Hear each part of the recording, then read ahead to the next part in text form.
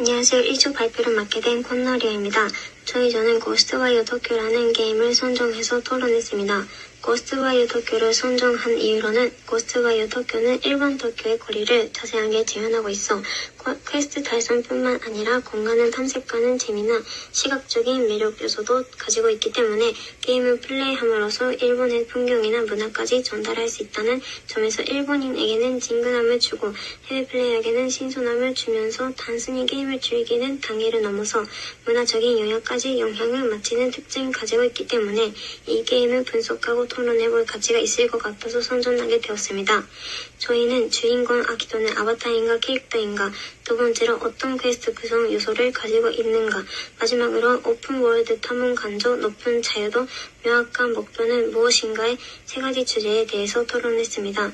그 중에서 어떤 퀘스트 구성 요소를 가지고 있는가를 주제로 토론했을 때 다양한 의견이 나와 가장 흥미로운 결과가 나와서 이 주제로 발표하게 되었습니다.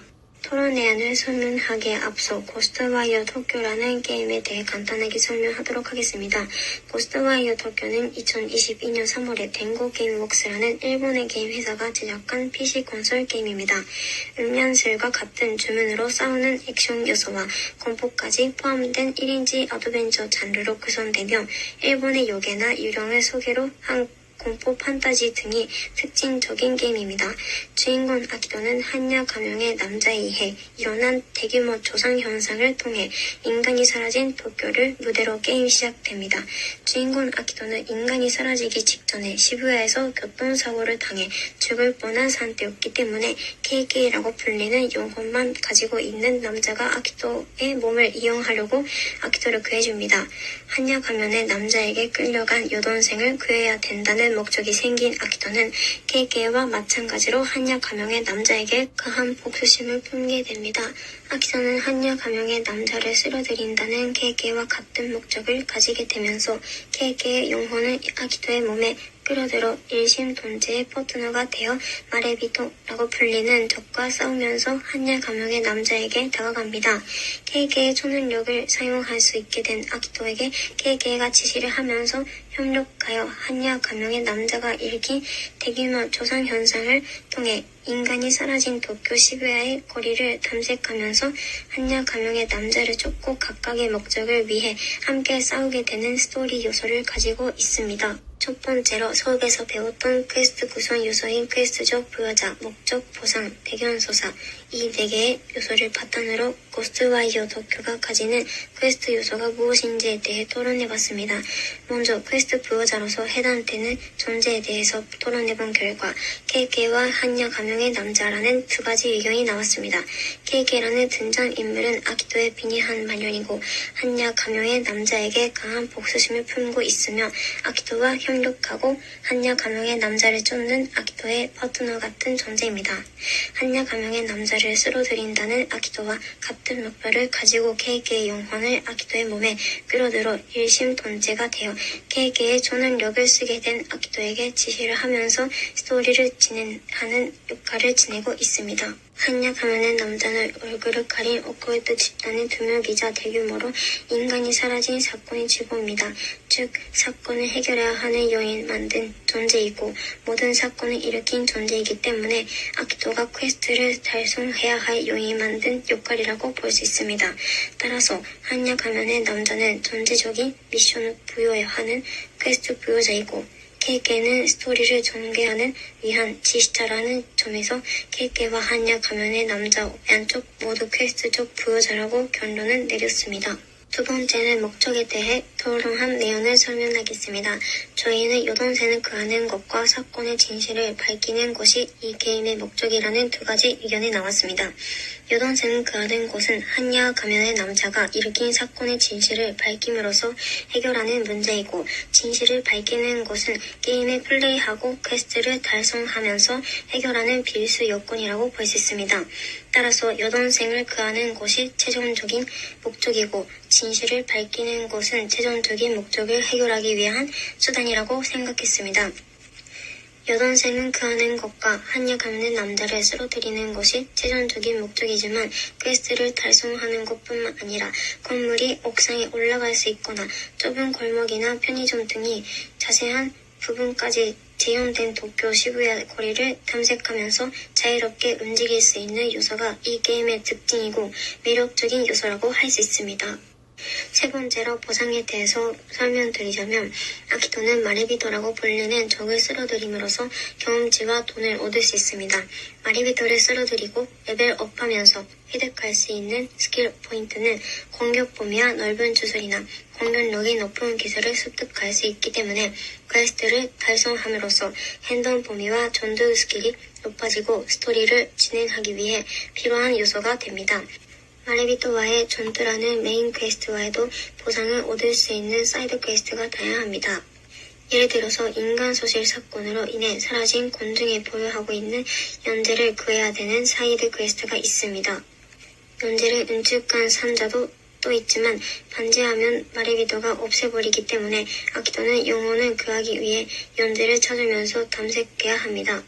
연재는 곳곳에 보유하고 있으며 그것을 가타시로라는 아이템에 흡수해야 회수가 가능합니다. 가타시로의 소지세가 따라 회수 가능한 횟수가 정해져 있는데 주로 상점에서 가타시로를 구매하면 지대수를 증가할 수 있습니다. 하지만 연재를 넣은 가타시로를 기조된 전화박스를 사용해 시부야 밖에 있는 KK의 협력자인 에도에게 보내는 단계까지 도달해야 구조가 가능합니다. 연재를 횟수한 개수에 따라 경험치와 돈을 얻을 수 있기 때문에 이 퀘스트는 싱글 레벨업에 이르는 사이드 퀘스트라고 할 수 있습니다. 아키토의 싱크로 레벨이 올라가면 스킬 포인트를 얻을 수 있으며 체력 최대치가 증가할 뿐만 아니라 이동이나 공격을 강화할 수 있는 스킬 습득할 수 있게 됩니다. 전투를 통해서도 경험치는 얻을 수 있지만 소량이기 때문에 이 사이드 퀘스트가 레벨업의 메인 요소라고 볼 수 있습니다. 적에게 공격을 당하면 타격을 받지만 음식을 먹음으로써 체력을 회복할 수 있습니다. 이 음식 종류가 많기 때문에 식량 수집 재미도 있습니다. 특히 도라야키, 모치, 타코야키, 야키소바 등 일본 특유의 음식이 많아 일본 문화를 느낄 수 있는 요소가 됩니다. 길거리에는 인간 소실 사건으로서 소멸된 사람의 연재뿐만 아니라 이미 사망하고 집안용이 된 유령도 존재합니다. 그 유령에게도 사이드 퀘스트 의뢰를 받을 때도 있으며 달성하면 그 유령이 성불함과 동시에 다양한 보수를 받을 수 있습니다. 고스트와이어 도쿄에는 일본에서 옛날부터 전해져 내려온 요괴들이 나오고 그 요괴들에게 유용한 아이템 등을 얻을 수 있는 경우도 있습니다. 가마이타치, 고다마, 자시키와라시 등 일본인이라면 누구나 한 번쯤은 들어본 적이 있는 요괴들이 등장하며 니오에다마라고 불리는 아이템을 받을 수 있습니다. 요괴에 따라 접근 방법은 다르지만 요괴가 가진 문제를 해결하거나 요괴를 잡음으로써 니오에다마를 받을 수 있습니다.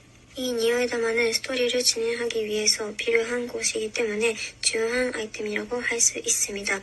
도쿄 시부야에서 인간은 사라졌지만 강아지나 고양이 같은 동물들은 사라지지 않았고 그 동물들에게 탐색하기 위한 힌트를 얻을 수 있는 경우도 있습니다. 마지막으로 고스트와이어의 배경소사에 대해서 생각해봤을 때 도쿄 시부야에서 교통사고를 당해 죽을 뻔한 아키토가 같은 목적을 가진 유령 KK와 육지를 융합함으로써 전능력을 얻은 상태로 살아나게 되어 인간이 사라진 도시에서 한약 가명의 남자에 끌려간 여동생 마리를 찾아줬게 되는 것이라는 공통 의견이 나왔습니다. 결론적으로 고스트와이어 도쿄의 퀘스트를 대해서 토론하면서 여동생 마리를 구하는 것이 주인공 아키토에 있어서 가장 중요한 일인지 아니면 사람이 사라진 사건의 진실을 밝히는 것이 중요한지의 두 가지 의견을 나눠줬습니다.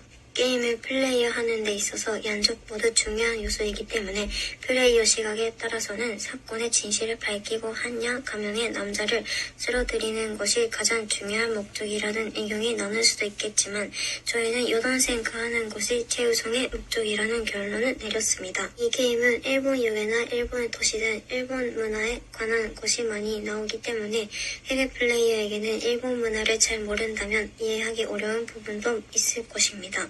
하지만 이 게임을 진행하면서 일본 특유의 문화 그리고 옛날부터 전해 내려오는 전통 문화가 섞여진 일본다움이 넘치는 세계관은 해외 플레이어에게도 느낄 수 있는 가장 큰 매력이라고 할 수 있을 것입니다. 이상으로 1조 발표를 마치겠습니다. 들어주셔서 감사합니다.